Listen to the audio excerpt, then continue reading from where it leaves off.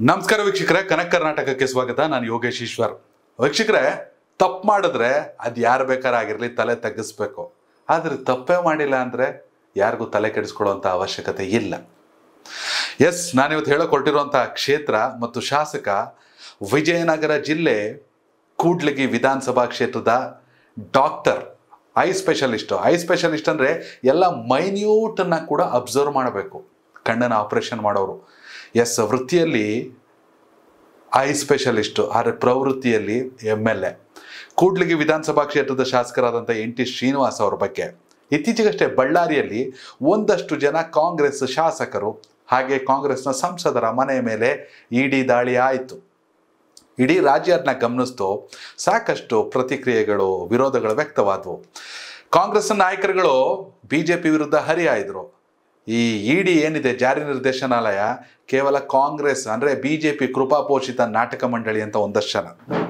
ಆದರೆ ತಪ್ಪು ಮಾಡದೇ ಇರೋರು ತಲೆ ಕೆಡ್ಸ್ಕೊತಾರೆ, ಮಾಡದೇ ಇರೋರು ತಲೆ ಕೆಡ್ಸ್ಕೊಳ್ಳಲ್ಲ. ನನಗೆ ಎಸ್ಪೆಷಲಿ 2-3 ದಿನ ಅನ್ನಿಸ್ತು ಈ ವಿಡಿಯೋ ಮಾಡಬೇಕಂತ. NT ಶ್ರೀನಿವಾಸ್ ಮೊದಲ ಬಾರಿಗೆ ಶಾಸಕರಾದವರು. ಅದಕ್ಕಿಂತ ಮೊದಲು ಅವರ ತಂದೆ NT ಬೊಮ್ಮಣ್ಣ ಅವರು MLA ಆಗಿದ್ದರು. ಕೂಡ್ಲಿಗಿ ವಿಧಾನಸಭಾ ಕ್ಷೇತ್ರದ ಶಾಸಕ NT ಶ್ರೀನಿವಾಸ್ ED ದಾಳಿ ಆದ ನಂತರದಲ್ಲಿ ಕೊಟ್ಟಂಥ ಪ್ರತಿಕ್ರಿಯೆ ನೋಡಿ ನನಗೆ ಆಶ್ಚರ್ಯ ಆಯಿತು. ಯಾಕೆಂದರೆ ಸ್ಮೈಲು ಆ ಮನುಷ್ಯ.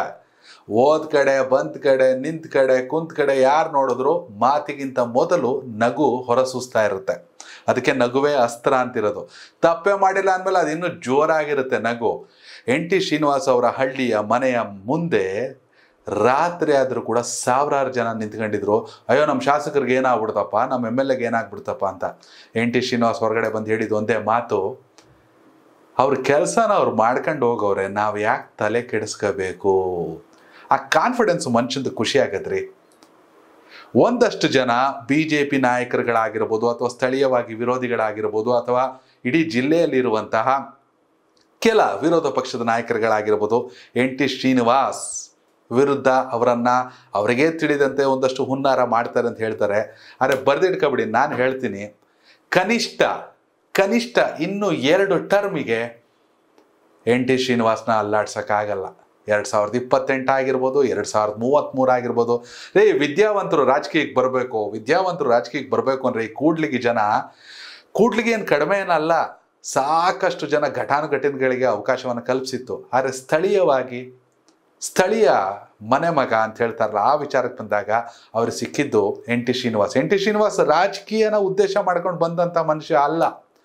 ತನ್ನ ಪಾಡಿಗೆ ತುಮಕೂರಲ್ಲಿ ಕಾಯಕ ಯೋಗಿ ಅನ್ನೋ ರೀತಿ ಲೆಕ್ಕಾಚಾರದಲ್ಲಿ ಬಡಬಗರಿಗೆ ಉಚಿತವಾಗಿ ಕಣ್ಣಿನ ಆಪರೇಷನ್ ಮಾಡ್ಕೊಂಡಿದ್ದವರು. ಆದರೆ ಜನರೇ ಕರ್ಕೊಂಡು ಹೋಗಿದ್ದು, ನಿಮ್ಮ ತಂದೆಗೆ ಎಂಡಾಗಬಾರ್ದು ರಾಜಕೀಯ ನೀವು ಮಾಡಬೇಕು ಅಂತ. ಹೀಗಾಗಿ ವಿದ್ಯಾವಂತರನ್ನ ರಾಜಕೀಯಕ್ಕೆ ಬರಬೇಕಂದ್ರೆ ಡಾಕ್ಟರ್ನ MLA ಮಾಡೋರೆ ಸುಲಭವಾಗಿ ಬಿಟ್ಟುಬಿಡ್ತಾರೆ ಕೂಡ್ಲಿಗಿ ಜನ. ಎಸ್ಪೆಷಲಿ ಆ ED ದಾಳಿಯ ಬಳಿಕ NT ಶ್ರೀನಿವಾಸ್ ಕೊಟ್ಟಂಥ ಸ್ಟೇಟ್ಮೆಂಟು ಎಷ್ಟು ಕಾನ್ಫಿಡೆನ್ಸ್. ಆ ಮನುಷ್ಯಂಗೆ ತಲೆನೇ ಕೆಡಿಸ್ಕೊಳ್ಳಲಿಲ್ಲ. ತಪ್ಪು ಮಾಡಿದ್ರಲ್ಲ ತಲೆ ಬಗ್ಗಿಸ್ಬೇಕಾಗಿರೋದು. ತಪ್ಪೇ ಮಾಡಿಲ್ಲ ಅಂದರೆ ಎದೆ ಉಬ್ಬುಸ್ಕೊಂಡು ನಡೀತಾರೆ ಜನ.